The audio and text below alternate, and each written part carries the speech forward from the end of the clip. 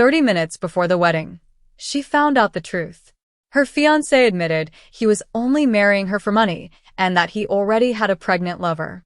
She could have canceled the wedding right there, but instead, she chose something even more shocking. On the other side of the thin church wall, she heard Gabriel's cold voice. How much disgust do I feel for her? Every kiss, every I love you. It's all just a game. She's so pathetic, she doesn't even realize it. Rebecca felt like the ground was disappearing under her feet. In less than half an hour, she was supposed to marry a man who had just admitted he hated her. Gabriel, this is a really complicated situation, Leonardo Schafer said awkwardly. Complicated? Gabriel snapped. I'll tell you it's complicated, pretending I love her when all I think about is the money I'll get. That's the only reason I'm doing this. Rebecca covered her mouth to stop a sob from escaping. In her beautiful wedding dress, hidden behind the church wall, she listened as the man she loved destroyed 2 years of their relationship with every cruel word. How did it come to this? How had she been so blind? Gabriel Santos had walked into her life 2 years ago at a charity auction.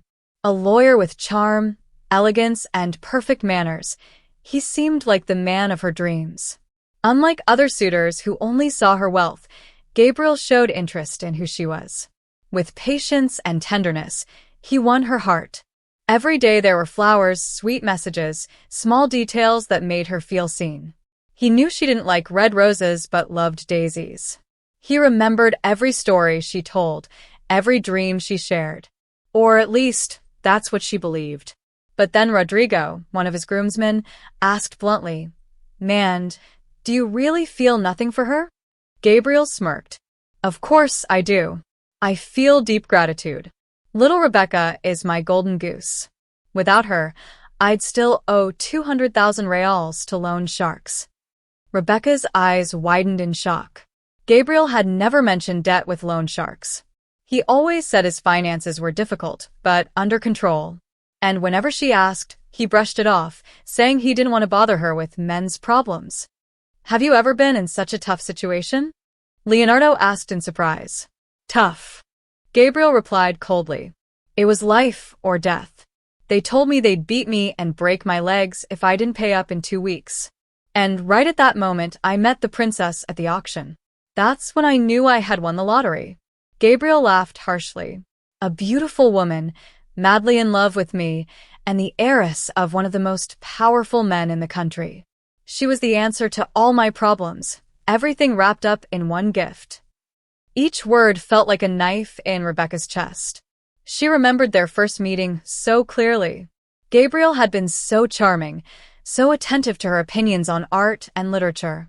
They had spent hours talking about the pieces at the auction. She had been impressed by his culture and sensitivity. But now she realized it had all been an act, an elaborate mask. "In 2 years, I paid off all my debts, opened my office in Higienopolis, bought a Porsche and a penthouse apartment," Gabriel continued bitterly. "And all of it thanks to Rebecca introducing me to her father's wealthy friends." Rebecca could see it now. Every dinner at powerful businessmen's mansions, every party, every social event where Gabriel had dazzled everyone with his charm. She had always been proud of him, proudly introducing him as her fiancé, thinking he belonged perfectly in her world. But now she understood. He had only been using those moments to build his own network and open business doors.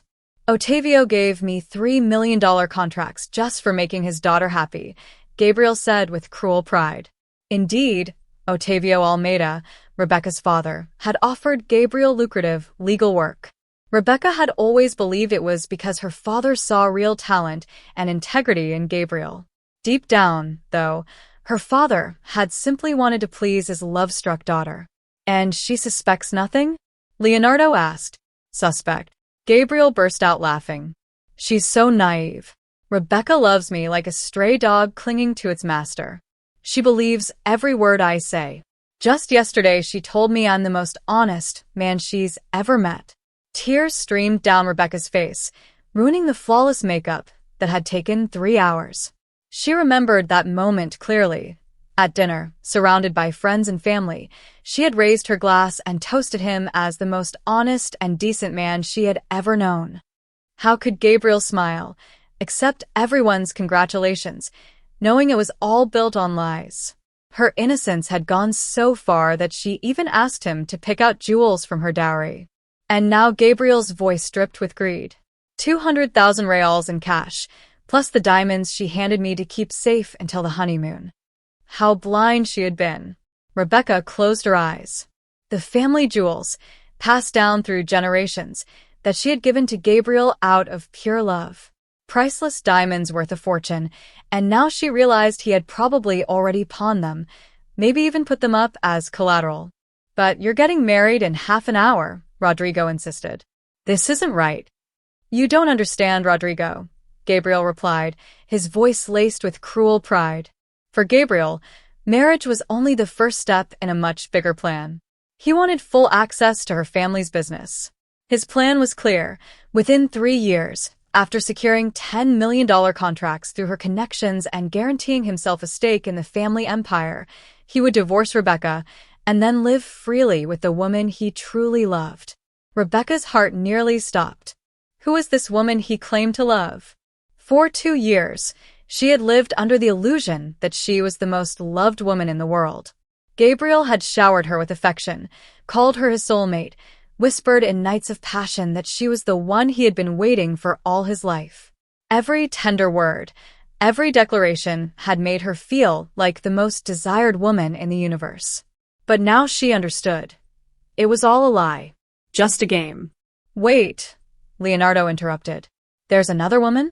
Priscilla is 3 months pregnant, Gabriel announced as if sharing wonderful news. Rebecca felt a sharp pain in her chest, like a physical blow. Priscilla, my secretary, Gabriel confirmed. Rebecca remembered her well. Priscilla Duarte, the striking 25-year-old with dark hair, a flawless body, and a stunning red dress. Gabriel had introduced her at the office opening as a highly qualified professional. At the celebration party, Rebecca had noticed the way Priscilla looked at Gabriel, but she had brushed it off as admiration for her boss. How foolish she had been. Now all the little details came back to her. The private phone calls he always took from the office, the frequent late arrivals, the faint scent of unfamiliar perfume clinging to him, which he casually excused as something from the elevator. Gabriel, you've lost your mind, Leonardo exclaimed, his voice full of anger. She's pregnant, and you're about to get married. Relax. Everything is under control, Gabriel said coldly, his tone so icy it frightened Leonardo. Priscilla understands perfectly. She knows I have to marry this fat cow first. Fat cow. Rebecca shut her eyes again, and her grief began to transform into something far darker. At 28, Rebecca had always been considered one of the most elegant women in Sao Paulo. Tall, slim, with long chestnut hair that flowed in natural waves down her back, she had never once doubted her beauty or her worth. But now, Gabriel's words that once made her feel special, when he called her the most beautiful woman he had ever seen, sounded like nothing more than lies. Priscilla will stay quiet, Gabriel declared. I'll focus on the family for now. Then I'll divorce Rebecca and take custody of my son. And what if Rebecca finds out? What if she fights back? Someone asked. If she fights back? Gabriel laughed with open contempt. Do you know this spoiled girl? She's never faced a single hardship in her life. She's too weak to be a threat. At worst, she'll whine and make a scene in front of her rich friends. But she'll survive. Spoiled girl. How dare he? Rebecca had worked in her family's company since she was 18. She graduated with honors in business management, spoke 4 languages, earned a master's degree in international business, and had built a reputation in the corporate world for her intelligence and dedication. She wasn't a fragile doll. She was capable, educated, and respected. Yet to Gabriel, she was nothing but a spoiled princess. He went on, determined, blinded by his ambition. Once I get what I want, Rebecca will just be a rich ex-wife who served as my stepping stone. She and her arrogant, traditional family mean nothing to me. Every word was another slap in the face. Rebecca listened as Gabriel spoke about his mistress with real warmth he had never once shown to her, not even in their most intimate moments. Priscilla has been working since she was 15 to support her family, Gabriel said proudly. She knows what hardship is. She knows what real struggle feels like. And then, with venom in his tone, he added, Rebecca thinks she's special because she was born rich. But deep down, she's just a naive girl who's never fought for anything and has no idea what the real world is like. At that moment, something in Rebecca's eyes shifted completely. Her emptiness turned into blazing fury. Gabriel had just made the biggest mistake of his life. He underestimated the wrong woman. You'll see, Gabriel added, striking one last cruel blow. In 5 years, I'll be with the woman I truly love, raising my son, and living the life I deserve. And Rebecca? To Gabriel, she would soon be nothing more than a painful memory from the past, an expensive mistake that made him rich. A cruel smile spread across his face. I have to admit, he thought, it was the smartest investment I ever made. 15 million in contracts, all for years of fake love. Rebecca wiped her tears and looked into the mirror. She wasn't sad anymore. Inside her, a cold, calculating desire for revenge began to grow, the kind of icy determination only a betrayed woman can feel. Gabriel had no idea that when you mix a sharp mind, unlimited resources, and a woman's fury, especially a rich, humiliated woman, you create a potentially unstoppable force. Rebecca had 30 minutes to decide her fate. She could cancel the wedding, expose Gabriel in front of 250 members of São Paulo's elite, and face public humiliation. Or she could choose another path, one Gabriel would never see coming. A path that could flip the roles of predator and prey and show him that he had chosen the wrong victim. For the first time since the conversation began, Rebecca smiled. But it wasn't a happy smile. It was the smile of someone who had just declared war, a war Gabriel would never forget. If he wanted a spoiled princess, she would show him what happens when a princess decides to use all her power, brains, and resources. To destroy Gabriel Santos, Rebecca would become the center of a merciless revenge, the cruelest kind a betrayed woman can plan. And it would all begin in 30 minutes at the altar. With her phone in hand, Rebecca typed a message that would change everything. Dad, I need to talk to you. It's urgent. Before the wedding. The battle had begun. Otavio Almeida was adjusting his tie when his phone buzzed. It was a message from his daughter. He frowned, wondering why she would text him with only 25 minutes left before the ceremony. But then he read the message. Dad, I need to talk to you. It's urgent. Before the ceremony. One word in the message immediately made him uneasy. With 40 years of business experience, Otavio had a sharp instinct for spotting problems, and Rebecca's message set off every alarm inside him. Without hesitation, he slipped out of the main hall of the church and hurried toward the bride's room. On the other side of the wall, Gabriel carried on with his cruel conversation, completely unaware of the storm his words had already unleashed. The best part, Gabriel said smugly, is that after the wedding I'll be able to sign contracts with power of attorney. Rebecca's father already arranged everything, so I can take over the family's business while we're on our European honeymoon. Power of attorney? Rodrigo asked in shock. 3 months in Europe, Rodrigo, Gabriel explained, grinning. 3 months with full access to the family's affairs, while everyone thinks I'm just a loyal son-in-law taking care of business. Perfect cover. Rebecca shivered. The 3-month honeymoon had been Gabriel's idea. He had pushed for it so hard, eventually convincing her parents that it would be a once-in-a-lifetime chance to strengthen family bonds before he took on bigger responsibilities in the company.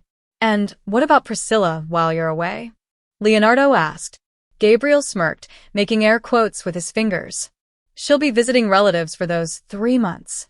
In reality, she'll be staying in the apartment I rented in Jardim, near São Paulo, resting during her pregnancy. Gabriel, this is insane. You're digging yourself into trouble, Rodrigo warned. Trouble? You think I'm joking? Gabriel sneered. Then, with arrogant confidence, he revealed his true plan. In 3 years, when I divorce Rebecca, I'll have siphoned off enough money to secure my future and Priscilla's future. By then, we'll be set for life. Rebecca felt her whole body go cold. He wasn't just using her emotionally, he was planning to rob her family's company from the inside. What do you mean, siphoning money? Leonardo asked, clearly unsettled. Leonardo, please, Gabriel scoffed. Do you really think I married this girl just to play house for 3 years? He let out a cold laugh. I'll enjoy every day of it. With business access, I can quietly move small sums into international accounts. Nothing too obvious, just enough to stack up a few $1,000,000. Enough to start a brand new life. Millions of dollars.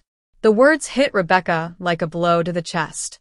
She staggered, pressing her hand against the wall to keep herself from collapsing. Gabriel didn't just want to use the marriage to build his network of contacts. He was planning to steal the family fortune. At that very moment, the door opened quietly, and Ottavio stepped inside. Rebecca turned toward him, and the look on her father's face terrified her. Tears streamed down her perfectly done makeup. Not tears of excitement before the wedding, but tears of pure despair. Rebecca, what happened? He asked softly, closing the door behind him. She pointed toward the wall, where voices from the next room carried through. Listen, she whispered. Gabriel was still speaking, his confession cruel and arrogant. Naive Rebecca trusts me so much, she won't even question the financial transactions. She actually thinks I'm some kind of business genius. Ottavio stayed silent, letting every poisonous word sink in. His expression shifted, from a caring father to the cold, calculating face of the tycoon who had built an empire. How long has this been going on? He asked quietly. About 10 minutes, Rebecca whispered back. Her voice cracked. Daddy, he doesn't love me. He only wants our money. He even has a pregnant mistress. Each word hit Ottavio like a dagger, but he listened carefully. His daughter, his princess, the most precious soul in his life, had become the victim of a fraudster. And worse, Gabriel was still nearby. And the best part, Gabriel continued on the other side of the wall, is that Rebecca herself suggested signing over 50% of her assets to me as a symbol of trust between husband and wife. Her idea. At first, I pretended to resist, saying I didn't want her to think I was after her money. What a flawless manipulation. Rebecca closed her eyes in shame. It was true. In the joy of their engagement, she had proposed it herself, wanting to prove their love was real. Rodrigo, who was listening, was stunned. 50% of her assets. We're talking about sums worth tens of millions of reis, Gabriel replied proudly. And after the ceremony, when we visit the notary, she'll sign everything over as an eternal symbol of our love. He mocked Rebecca's voice, ridiculing her. Fury boiled inside Ottavio. As a businessman, he had dealt with many scammers before, but he had never imagined one would come so close to his own family. Daddy, Rebecca whispered desperately. What do I do? Cancel the wedding? How do I face more than 200 guests? Ottavio's eyes locked on his daughter's. He saw her pain, but also the sharp intelligence she had inherited from him. Do you want my opinion as your father or as a businessman? He whispered. Both, she begged. As your father, Ottavio growled. I want to storm into that hall and crush that worm into the ground. His voice trembled with restrained rage. But as a businessman, he continued, calmer now, I know we have only one chance to turn this situation around completely. Gabriel just confessed to a crime, Rebecca. He spoke of conspiracy, fraud, and theft. It was undeniable. Gabriel was planning to steal money. If we can record this on my phone, whispered Rebecca, holding it tightly. Should I start recording? Do it, said Ottavio. But listen, there's more. His mind was already racing with strategy. If you cancel the wedding now, he'll run.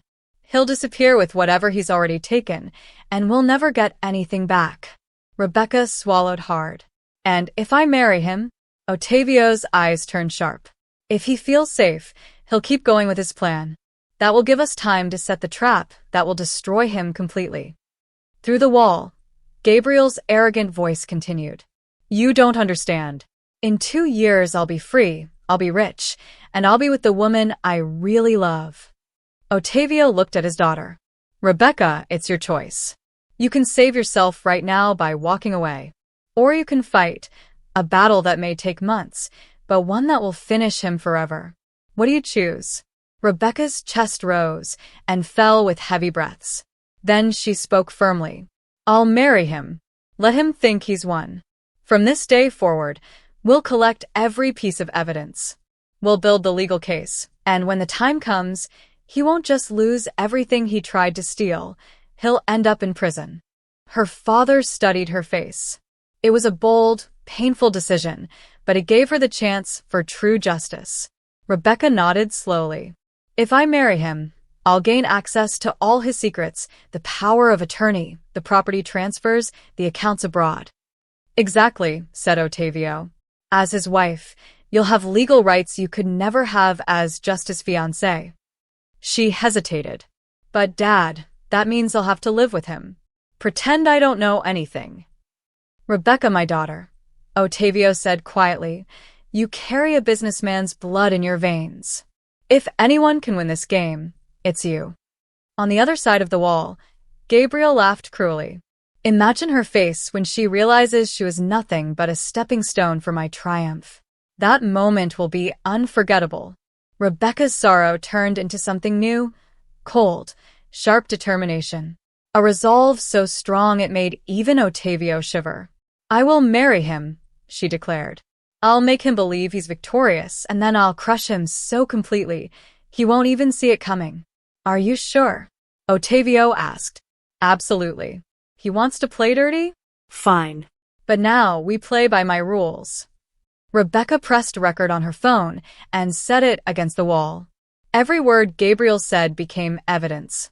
Every boast, every confession, now trapped forever.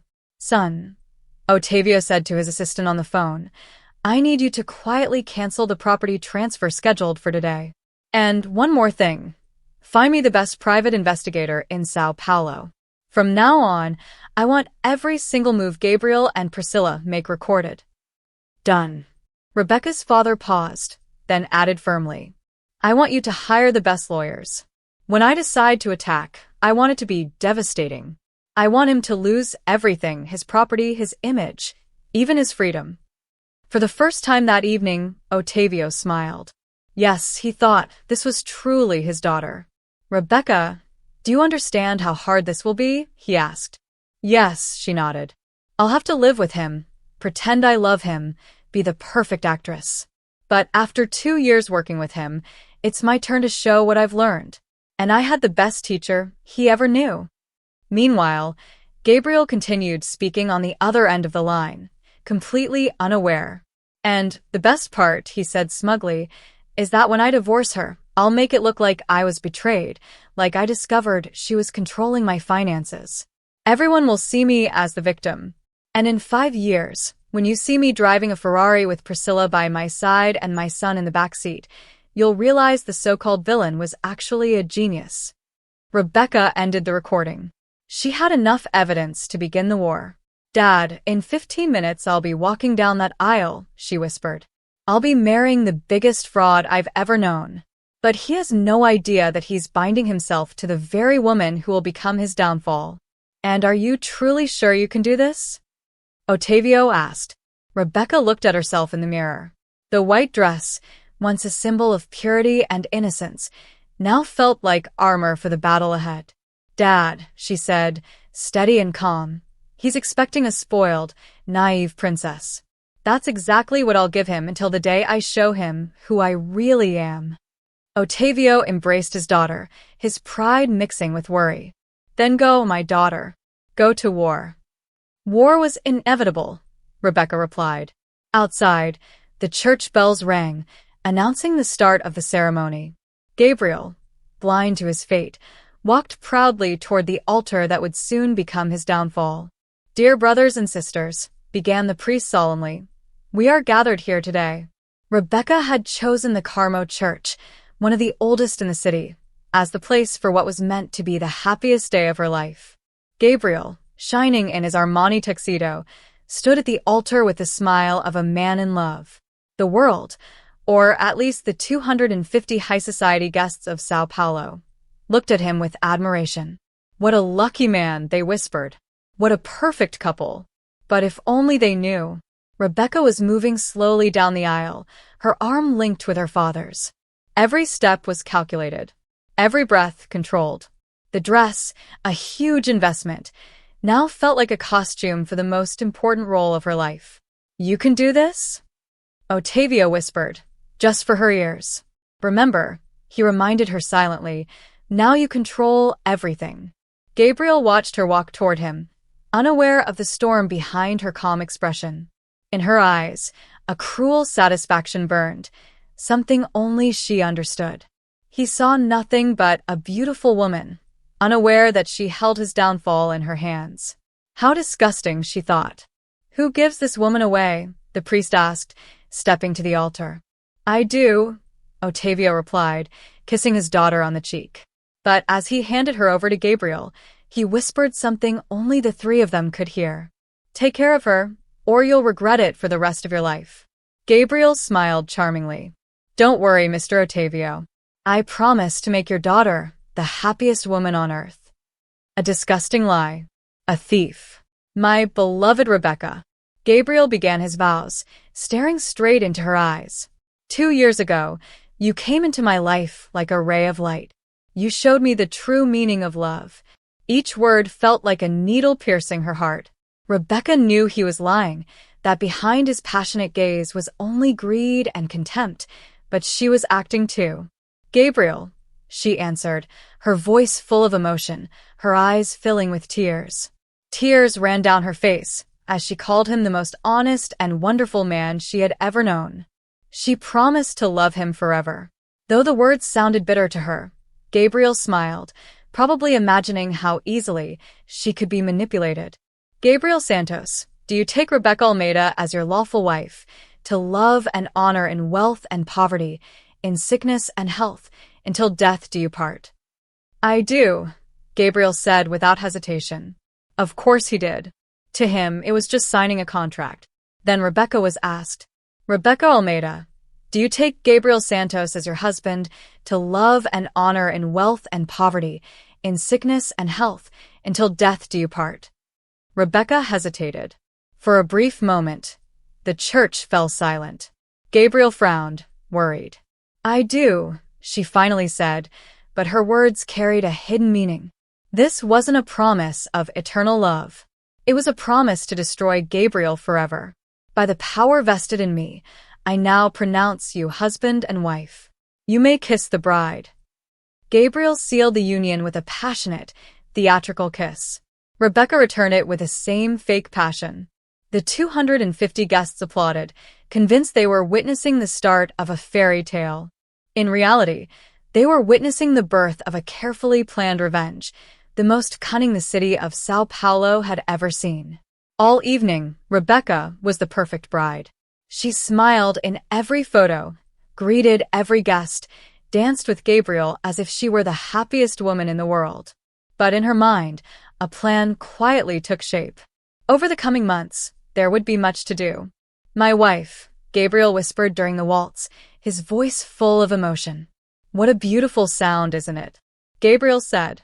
"Perfect," she replied, her face lighting up with a sweet smile. "Now we're complete family." "A complete family," he repeated. But Rebecca caught the sarcasm hidden behind his romantic words. During the party, she watched Gabriel carefully. She noticed how he remembered names, careers, and business opportunities, always with a strategic eye. Every conversation was a tactic to expand his network. She overheard him talking to one of São Paulo's top builders and suggesting a lunch to discuss a partnership. "Now that I'm part of the Almeida family," she thought, "I have access to amazing properties he doesn't yet." "Darling Gabriel," Rebecca interrupted, "we need to talk." They stepped aside to a more private spot at the party. "About the documents you mentioned, the property transfer to our joint names," she said softly. Gabriel's eyes sparkled with barely hidden desire. "Oh, really? You still want that?" "Of course," she said. "I want everything to be ours, without exceptions. You're my husband now, Gabriel. Do you understand how important this is?" "It's a huge amount." "Gabriel, I trust you more than anyone in the world. You'd never hurt me, right?" "Never," he lied, looking straight at her. "You're my greatest treasure." Then let's go to the notary tomorrow, she said with an angelic smile. I want to make our union official. Gabriel barely hid his satisfaction. If that's what you want, then it's exactly what I want too, she said. What Gabriel didn't know was that Ottavio had already warned the notary. The documents were ready, but an unexpected technical issue delayed their signing by a few days, just enough time for Rebecca to put the next stage of her plan into motion. At that moment, the music changed and the DJ announced, "Ladies and gentlemen, it's time for the bride and groom's dance." Gabriel led her to the center of the hall. Under the spotlight, they danced as everyone watched, the scene perfect for photos that would fill the elite magazines. What are you thinking about? Gabriel asked, noticing her silence. I'm thinking about how wonderful our life will be, she replied. 3 months in Europe, just the two of us. It'll be amazing, he agreed. But her expression, new life, intrigued him. He had no idea how different this new reality would be from what he expected. During the cake cutting, Rebecca noticed a dark-haired woman watching the celebration from the entrance. That was Priscilla. The mistress was there, witnessing the marriage of the man she loved, who loved another. For a moment, Rebecca felt a pang of sympathy for Priscilla. Both of them had been deceived. Gabriel had probably sworn eternal love to Priscilla using the same tender words he said to Rebecca. But the sympathy was fleeting. Priscilla knew about Gabriel's engagement when she started the relationship with him. I knew I was destroying something, she admitted. He deserved this. Everything that followed. Rebecca, did you see that woman? Deborah, her godmother, quietly asked. What woman? The brunette in the blue dress near the entrance. She was staring at us strangely. Oh, probably someone Gabriel knows, Rebecca thought. He knows so many people. If Deborah had known that this friend was carrying Gabriel's child, the celebration might have lasted all night. Gabriel clinked champagne glasses, laughed with friends, and accepted congratulations from everyone. He was on top of the world, certain he had made the perfect move. My love, he whispered to Rebecca as they said goodbye to the last guests. He was full of anticipation. He couldn't wait to get to the hotel, the presidential suite she had chosen for their first night as a married couple, a symbol of luxury Gabriel thought he had achieved. I can't wait too, she said, kissing him gently. Our first night as husband and wife. On the way, Gabriel was trembling with happiness. Everything went perfectly, didn't it? Perfect, Rebecca said, her words seeming sincere. Ah. They came from the depths of her soul, but he was lying again. Gabriel, can I ask you something? She said. Of course, my love. Do you really love me? Not for money, not for family, but for who I really am. Gabriel stopped at a red light and looked at her with the most sincere expression he could muster. Rebecca, you're everything to me. I'd love you even if you were poor. Lies, lies, lies. That's good, she smiled.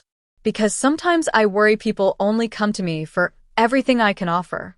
Never think that way. You're amazing, no matter what. If she had been poor, Gabriel wouldn't have even noticed her. When they arrived at the hotel, Gabriel carried Rebecca into the presidential suite, following his usual habit.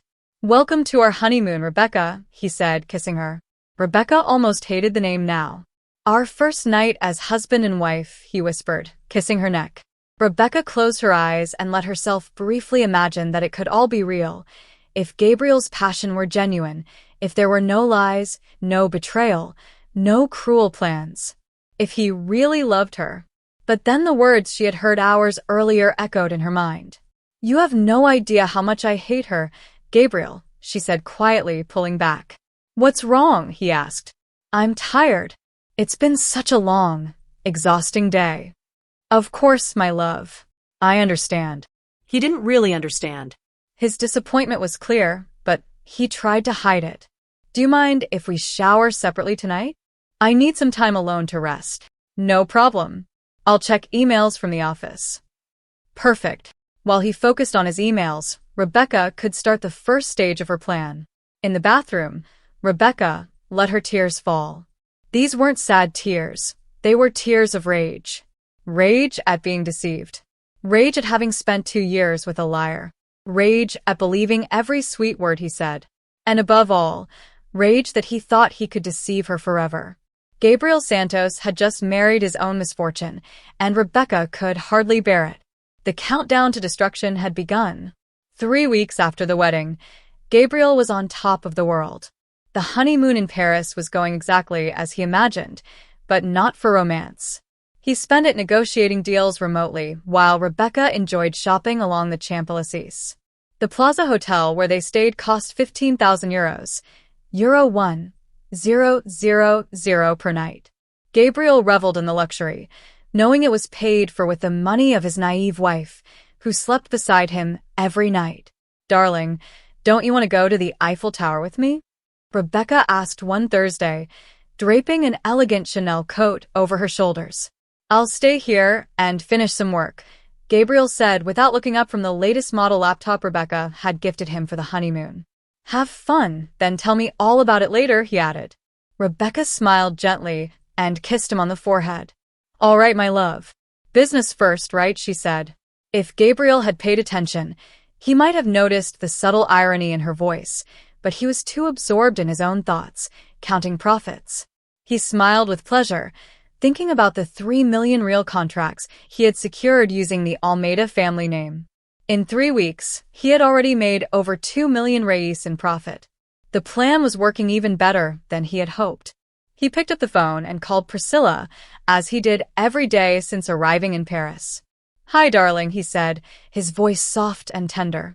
"Gabriel, I was waiting for your call," Priscilla's gentle voice said. "How's the trip?" "An absolute disaster," Gabriel admitted. 3 weeks pretending to love this spoiled girl. "I can't wait to get back to Brazil and hold you." "And her? Does she suspect anything?" "She suspects." Rebecca lives in a world of illusions. Gabriel chuckled with malicious satisfaction. "Yesterday, she thanked me for being the most loving and devoted husband in the world. If only she knew that while she slept, I was sending you sweet messages on WhatsApp." On the other side of the world, Priscilla laughed. "Poor girl. She really doesn't see anything. It's amazing how rich people live in their little fantasy bubbles. They think everyone is as honest and open as they believe themselves to be." "So, how's it going? Did you manage to make those international connections you dreamed about?" "More than successfully," Gabriel replied with dark pride. "This week I signed 3 contracts thanks to my father-in-law. He gave me a recommendation letter. The Almeida brand is expanding internationally, and negotiations are going very well. I'm literally making a fortune." "My love, how wonderful. The more wealth we build, the faster we can create our life together forever and start our family." "Yes, exactly. In 2 years, I'll have enough money in international accounts to divorce her and openly recognize you and our child, without depending on anyone." Gabriel had no idea that Rebecca had heard every single word of their conversation. She hadn't gone to the Eiffel Tower. She returned to the hotel 5 minutes after leaving, using a service staircase she had discovered during her first days of inspecting the hotel. And there she was, pressed against the door of the presidential suite, recording everything on her phone with perfect clarity. "How's our son?" Gabriel asked with a genuine tenderness he never showed when talking about Rebecca. "He's growing very well. I did an ultrasound on Monday. Do you want me to send a photo?" "Of course I do. I can't wait to meet my son and feel all the joys of fatherhood." "Gabriel, sometimes I worry. What about my love? What if Rebecca finds out about our relationship? What if she refuses to agree to the divorce peacefully? Rich people have power. They could try to harm us." Gabriel laughed loudly, and his voice echoed down the hallway where Rebecca was recording everything. "Priscilla, you don't know her. She's fragile. She'll be vulnerable when she finds out. She'll cry a lot. She'll probably make a big scene, like rich women usually do. But in the end, she'll agree. They hate public scandals." "Are you absolutely sure?" "Completely sure." Rebecca, once considered a fragile, porcelain doll type, was now listening and quietly plotting her revenge. She doesn't even have the courage to fire the maid, and she thinks she can seriously fight with me? Rebecca clenched her fists so hard that her nails dug into her palms. A delicate porcelain doll, he dares to speak about her like that. And even worse, Gabriel continued. Every word he spoke was a death sentence for his own future. When I file for divorce, I'll present myself as the misunderstood victim. I'll say she discovered. She sees me as just a decorative puppet, controlling, powerful, someone who wants to use her in the family business. Isn't that a little cruel? Cruel, Priscilla? Rebecca thought. I'll show you what cruel really is. Gabriel's voice went cold, sending shivers down Rebecca's spine. Cruel is kissing her every day, knowing she's the only woman I truly love and desire. Every word was perfectly recorded on Rebecca's phone. Every cruel admission became another piece of evidence in her plan to completely destroy him. With her strategy carefully in place, Gabriel confessed, Priscilla, I love you so much that it sometimes physically hurts. The passion in his voice sounded real, something he had never shown Rebecca, not even at the start of their relationship. You are the only real woman I've ever met in my life, he said, contrasting her with that fake princess, obsessed with manicures, pedicures, massages, designer clothes, and all the petty luxuries of wealth. I love you very much too, and our son will grow up loving you deeply, like the amazing father you've always been. I can't wait. I want us to be a real family, far away from this ridiculous charade that I'm forced to be part of. When do you think we can get rid of her forever? Maximum in 2 years. I need to gather at least $5 million before making the decisive move. With that money, we can secure our future and our child's future without asking anyone for help. Gabriel, don't you think it's dangerous to get that much money? Using the word steal is too harsh, my love, he said with a hint of sarcasm. I prefer to call it compensation for 2 years of pretending to love someone who caused Rebecca psychological trauma. Rebecca silently stopped the recording and returned to the hotel hall, spending 15 minutes holding back her rage before heading back to the suite. When she entered, Gabriel was sitting at his laptop, pretending to work on some important documents. How is the Eiffel Tower? He asked, not even looking at her, probably typing a message to Priscilla. Very beautiful, she thought. She lied flawlessly, but the deep homesickness was eating her up inside. I want to be with you. I decided to come back, so we can enjoy these moments together. How sweet and tender, Gabriel said, forcing a smile, probably because his conversation with his mistress had been interrupted. I missed you too, but you're lying. He was clearly annoyed that he had to step back into the role of the loving husband. Gabriel, can I ask you an honest question? Of course, my love. Ask me anything. Are you truly happy with me? Really, completely happy? Gabriel stopped typing and looked at her with the most sincere expression he could manage after 2 years of practice. Rebecca, you are the woman of my life. I've never felt this happy and complete with anyone else. Although sometimes it feels like your mind is somewhere far away. Absent. What do you mean, my love? She asked. I don't know, it's like your thoughts are always somewhere else. At work, on your phone, on the computer, anywhere, just not with us. Gabriel hugged her with a kind of grandeur that could rival a Hollywood actor. Forgive me, my love. I dedicate myself completely to building a strong company and securing the best life for both of us. Everything I do is for our future. The cruel irony? All he really thought about was himself and his pregnant mistress. I understand and admire your dedication, Rebecca said, giving herself to him like the devoted wife he thought she was.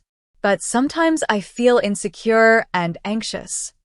Rebecca, don't say things like that, Gabriel replied, kissing her forehead. I would love you desperately, even if you had absolutely nothing. What a relief to hear that, she whispered. Sometimes at night, doubts haunt me, making me think you're only here because of my family's money. Gabriel laughed and kissed her.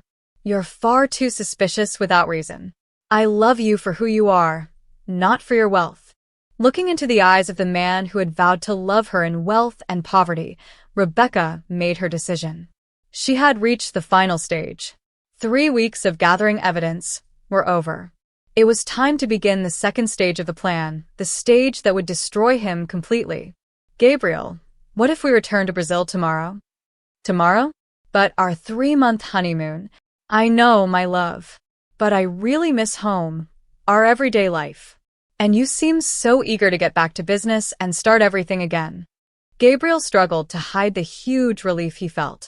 If that's truly what you want, then that's what we'll do. I can't wait to start our real life together, in our own home, Rebecca thought. On the flight back to Brazil, she pretended to be asleep, carefully planning every step to systematically destroy Gabriel. Over the past 3 weeks, she had gathered undeniable evidence, recording his compromising conversations and photographing secret documents he left in plain sight in his room. She knew every fraudulent contract he had signed, how he misused them, his last name, secret transfers to personal accounts, every lie, every betrayal, every illegal action he had methodically done. Meanwhile, Gabriel relaxed peacefully in the chair beside her, probably dreaming about the day he would finally leave her to be with his true love, Priscilla. Brazil greeted them on a rainy Tuesday. Gabriel could hardly hide his impatience to return to normal life, which really meant rushing into Priscilla's arms. "Darling, I need to stop by the office today," Rebecca said as soon as they entered the apartment. 3 weeks away had surely piled up a mountain of urgent work. "Of course, my love. I'll use the chance to get everything in order," Gabriel replied. He kissed her quickly and rushed out. The longing was unbearable. He could not wait to be with Priscilla. The moment the door closed, Rebecca transformed. The mask of the loving wife vanished. Strengthened by the calculated coldness of a woman at war, she called her father. "Dad, we're back.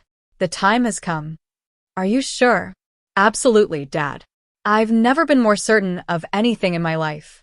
I've collected enough evidence to bury him so deep, he'd need an excavator to dig himself out."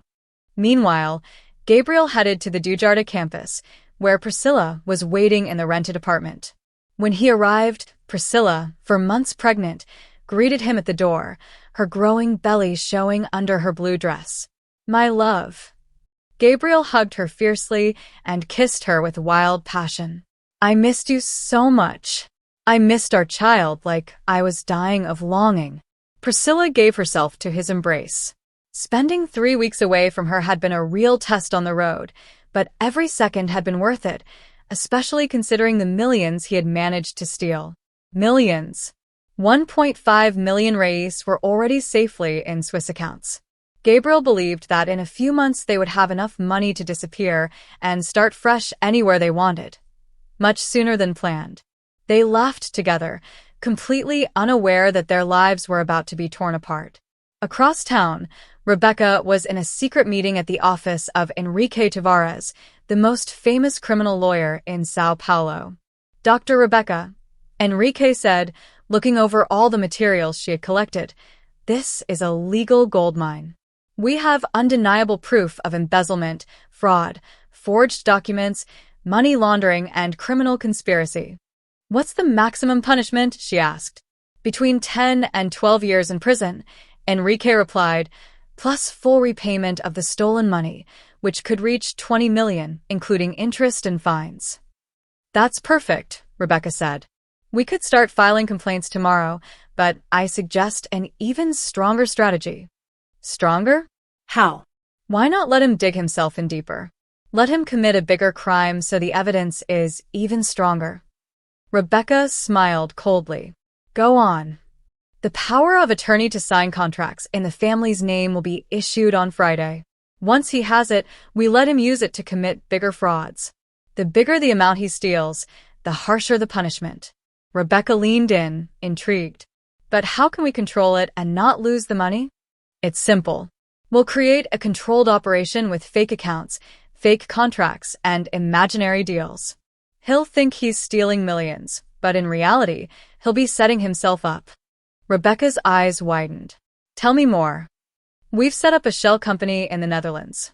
Your husband will think he's transferring 15 million euros there, but the money will never leave Brazil. It will be in a blocked account that only we can access. We control everything. And the proof? Every transaction will be recorded, documented, and photographed. In the end, we'll have enough evidence to charge an entire criminal organization." "How long will this take?" 2 months, maximum 3, Enrique said. Rebecca smiled with determination. I like this plan. Let's make Gabriel destroy himself. While Rebecca was planning her husband's downfall, Gabriel was living in bliss. My love, Priscilla, he said. In 2 weeks, I'll have full access to the Almeida family accounts. Then we can move faster with our plans. Gabriel had no idea what Rebecca was up to. She had carefully studied all the documents and even changed key points before he signed them.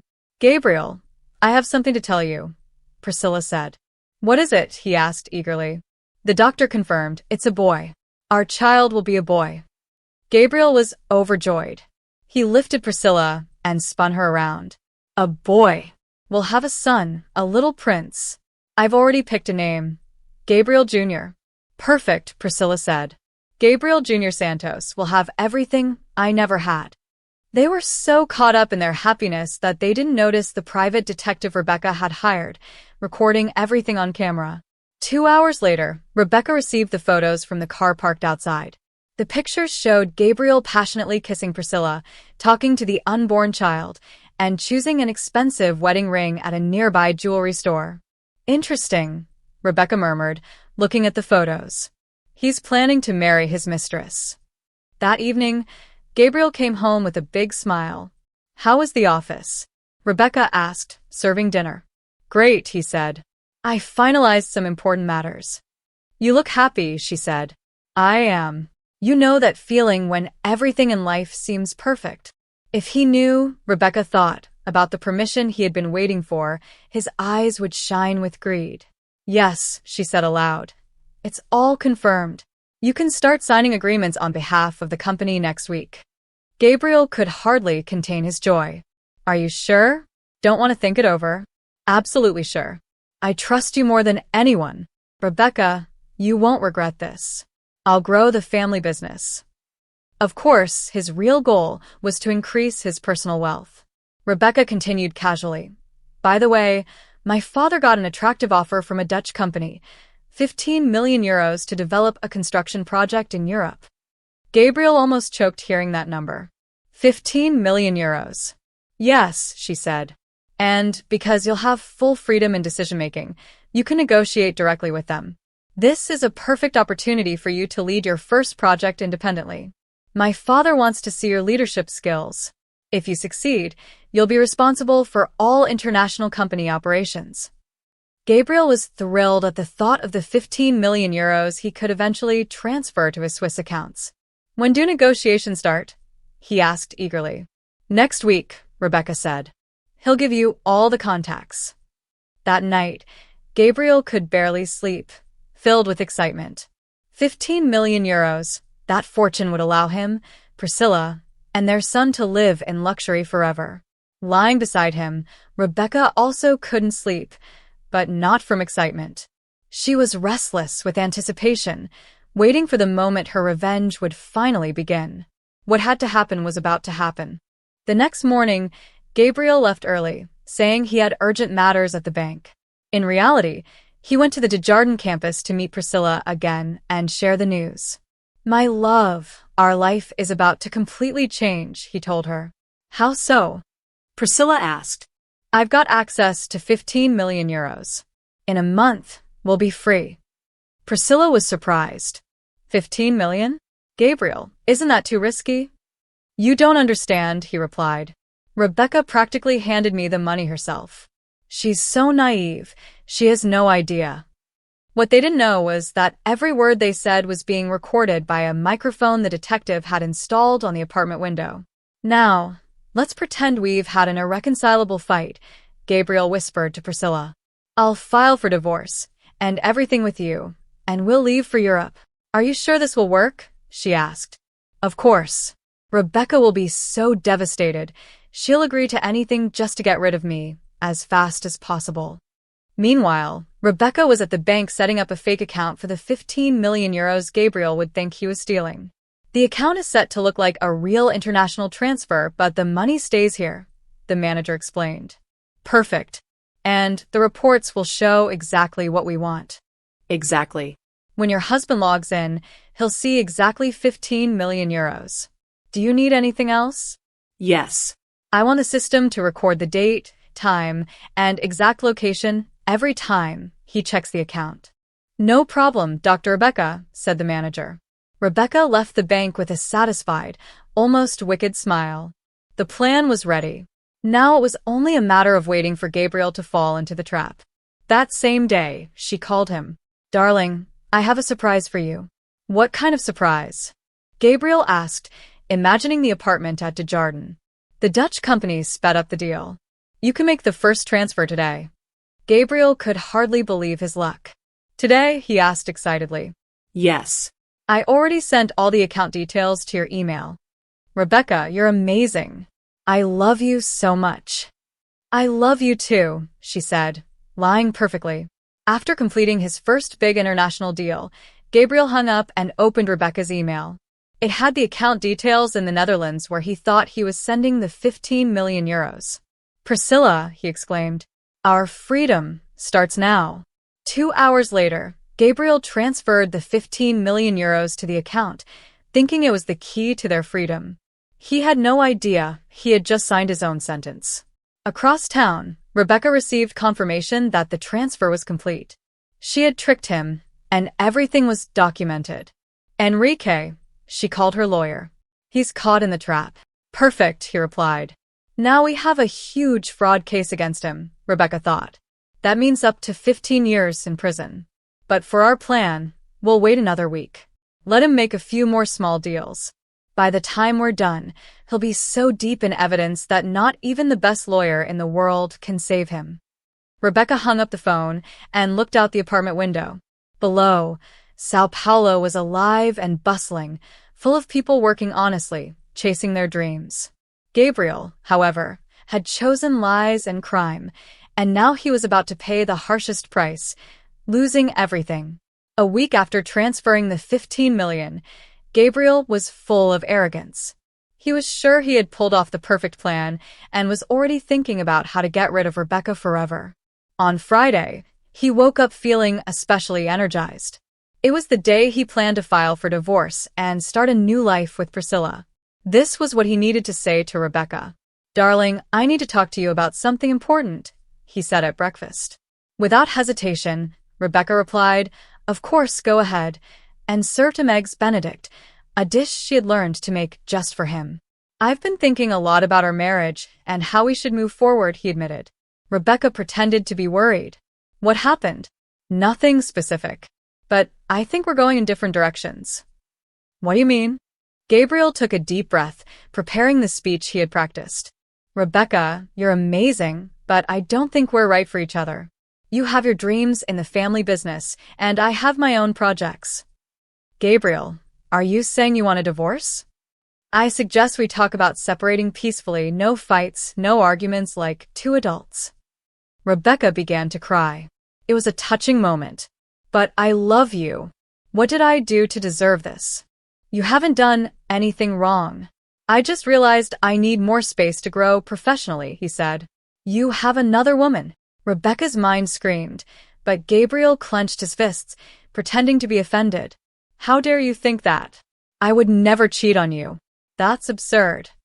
At that moment, Priscilla was 5 months pregnant with his child. Gabriel, please, let's get help from a family therapist. Don't leave us, Rebecca. My decision is final, he said. I've already talked to my lawyer. When did you talk to your lawyer? Yesterday. He said we could settle this quickly, if there's no resistance. Rebecca stood up, her face full of deep sadness. I need time, a few days at my parents' house to process this. Good idea, Gabriel said, with a hint of relief. Just promise me one thing. Don't touch any of our property until we talk calmly. I need to understand all the finances before signing any papers. Of course, darling, I won't touch anything, Gabriel said. But he had already transferred another 2 million to foreign accounts last week. Rebecca left the house with a suitcase, playing her role perfectly, an abandoned, heartbroken wife. Gabriel could barely hide his joy as he watched her car disappear around the corner. Finally, he was free to carry out his final plan. As soon as Rebecca left, Gabriel called Priscilla. My love, I did it. She filed for divorce. Really? Priscilla asked. How did she react? Just as I expected. She cried, begged, but in the end, she agreed. In 2 weeks, we'll be free. Gabriel cheered. I can't believe it, finally. We can truly be together.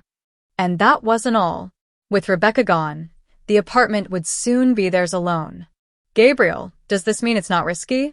Even if someone sees us? Don't worry. In 2 weeks, everyone will know anyway, he said, laughing. What Gabriel didn't realize was that Rebecca hadn't gone to her parents. Instead, she checked into a hotel just a few blocks from their home to set up the final stage of a plan that would destroy his life. Enrique, he fell right into the divorce trap. Now we can carry out the plan. Everything is perfect.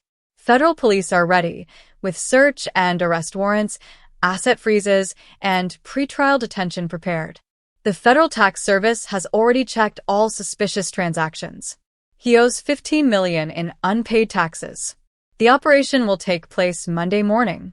We'll catch him off guard. Enrique, I want to be there when they arrest him, Rebecca said. That could be risky, Enrique warned. I want to see his face when he realizes the fragile little porcelain doll tricked him, Rebecca said. That day, Gabriel took Priscilla to the apartment. She was impressed by the luxury, commenting on the elegant furniture and artwork. Soon all of this will be ours, Gabriel said, hugging her from behind. Ours, but only for a short while. You're underestimating me in this divorce, my love, Rebecca thought, smiling to herself. You've already transferred $22 million and there's another $15 million from the Dutch deal, Priscilla said. We're millionaires. The irony was cruel. They were celebrating their victory in the bedroom that had once belonged to Gabriel and Rebecca. Meanwhile, Rebecca watched everything from her hotel, using hidden cameras she had installed in the apartment. Every intimate moment Gabriel shared with Priscilla was recorded, evidence she would later use to make the divorce even easier. No, she whispered, closing her laptop. At least now, I don't have to pretend to love this man anymore. The weekend passed in a whirlwind of happiness for Gabriel. He and Priscilla acted like a young couple in love, making future plans, picking names for their son, and dreaming of the life they would build in Europe. Gabriel, do you think Rebecca will object? Priscilla asked on Sunday evening. Impossible, he replied. She's too obedient to cause problems. What options does she even have? In the end, there's no way to prove anything. Nothing at all. On Monday, Gabriel got up early to check the final bank transfers, eager to finish cleaning the accounts that day. At 7 o'clock, he kissed Priscilla goodbye and left for what he thought would be his last day of freedom. Exactly at 8 o'clock, while Gabriel was at the bank, 10 federal police officers arrived at the apartment. Priscilla, still half asleep and wearing only a robe, opened the door. Federal police, search and arrest warrant. There must be some mistake. I'm Priscilla Duarte. Yes, that's you. You're under arrest for creating a criminal organization and money laundering. Priscilla immediately fainted. Meanwhile, Gabriel, feeling elated, was transferring the last $2 million to Switzerland when a firm hand landed on his shoulder. Gabriel Santos, said 2 men in suits, showing their badges. Federal police. You are under arrest. Arrested? For what? This must be a mistake. Charges: fraud, embezzlement, money laundering, and tax evasion. Shall I continue? Gabriel froze, pale and shocked. This was impossible. He had never done anything, or had he? But how could he explain the $22 million stolen from the Almeida family accounts? How did they know the exact amount? And the fake account in the Netherlands where he tried to deposit 15 million euros? Terror froze Gabriel's blood. A fake account. And what about the recordings where his wife confessed to all the crimes? Reality hit Gabriel like a ton of bricks. Rebecca knew everything. As Gabriel was led away in handcuffs, Rebecca arrived at the bank, with Enrique and Odavias standing in front of her. Hello, dear, she said, a cold smile spreading across her lips. Rebecca, surprised to see me? I need to explain something. What? That I called you a fat cow? That I found you disgusting? That I stole 22 million from your family? Gabriel tried to speak, but no words came out. Oh, yes, and just to be clear, Rebecca continued, Priscilla is also under arrest. She's okay. Don't worry about her. Your son will be born in prison, but at least he will be born. Rebecca, listen to me. No. Now, it's your turn to listen to me. She stepped closer and spoke quietly so only he could hear. You thought you were dealing with a fragile little porcelain doll? You thought you were smarter than the family that built $1 million empire. Gabriel felt completely shocked. Every transaction you made was recorded. Every conversation with Priscilla was recorded. Every lie you ever told me was recorded. I have enough evidence to send you to prison for 15 years, Rebecca said calmly. Please, Rebecca, remember when you said our life was hell? When you planned to trick me? Gabriel pleaded. I'm sorry, she said coldly. Too late. You didn't want to see it coming. Congratulations. You were the husband of a rich and naive wife. But soon you'll realize being rich and being naive are two very different things. At that moment, another police officer stepped forward with terrible news. Sir Gabriel, the Federal Tax Service has frozen all your accounts, including those in Switzerland and the Cayman Islands. How did you find the overseas accounts? Gabriel asked, panicking. Rebecca gave him an icy smile. Darling, did you really think I didn't know about your late-night computer activities? 3 months ago, my phone was hacked. I have access to everything, emails, passwords, contacts, conversations. Gabriel felt completely crushed. Every step had been planned. When did I hear you talking to your godparents? When did I find out you despised me and only wanted my money? She continued. And those 15 million euros? Fake. The Dutch account? Fictional. The money never left Brazil. But I did see the bank statement you wanted to show me. With resources like these, computer manipulation is easy. Gabriel finally understood the full seriousness of the situation. It was over. He had been completely outsmarted by the woman he had thought was innocent. Rebecca, our marriage, did you ever feel anything for me? He whispered, desperate. It was the last time she looked him in the eyes. I felt something for 2 years, until I discovered your true nature. Now, I feel compassion only for Priscilla, who will raise your child alone, and for the child who will grow up without a father. But for you, I feel absolutely nothing. Gabriel, in handcuffs, was led to the police car. Outside, dozens of curious onlookers had gathered. Journalists were taking photos and recording everything. One reporter asked, How do you feel knowing your own wife tricked you? Gabriel remained silent. Shock had frozen him, and he couldn't even fully comprehend what had just happened inside the police car. In that moment of forced pause, he had time to think about every mistake, every lie, every betrayal, every act of arrogance that had brought him to this catastrophic moment. He had underestimated Rebecca in every possible way. Gabriel thought that because of his wealth and power, Rebecca would be naive and easy to fool. He didn't realize what she really was. Behind her gentle appearance hid a sharp, strategic mind and endless resources, enough to destroy anyone who betrayed her. 3 days later, in court, Gabriel made one last desperate attempt. Your Honor, please have mercy. I was tricked by my wife. She pushed me into committing these crimes, he pleaded. The judge looked at him with contempt. Mr. Gabriel, you claim someone forced you to steal 22 million, to betray your wife, to lie and cheat?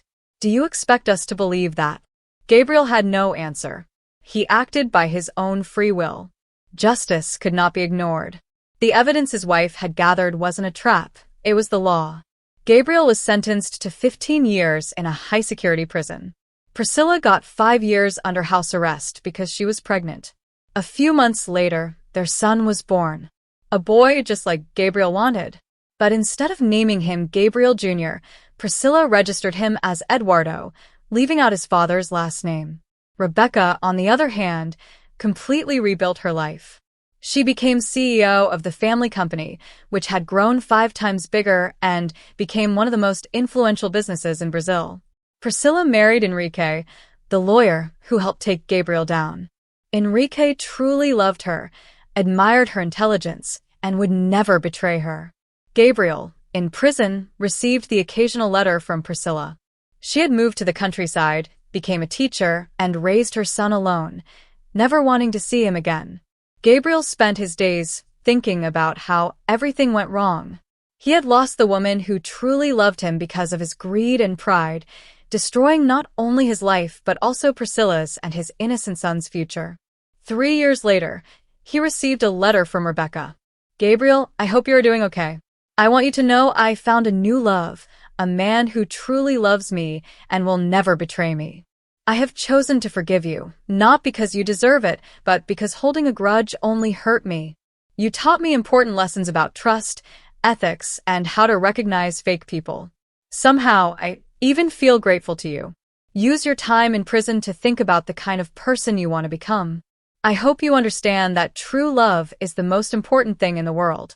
Your former wife, Rebecca Almeida Tavares." Reading the letter, Gabriel cried, not from anger or self-pity, but from deep regret. "I lost the best thing in my life because of my greed and foolishness," he thought. Rebecca, on the other hand, found happiness with Enrique. They had 2 children and built a strong family based on true love, respect, and honesty. Rarely, she remembered Gabriel, but only with compassion for the man who chose the wrong path and paid the highest price for it. In the end, revenge was complete. But what truly mattered was the wisdom Rebecca gained, how to recognize real love, how to avoid manipulation, and how to find genuine happiness with someone who truly deserved it. The end. I'm sharing a story people often stay silent about. Thank you for listening. Subscribe and like if you want more stories, and write in the comments what you felt.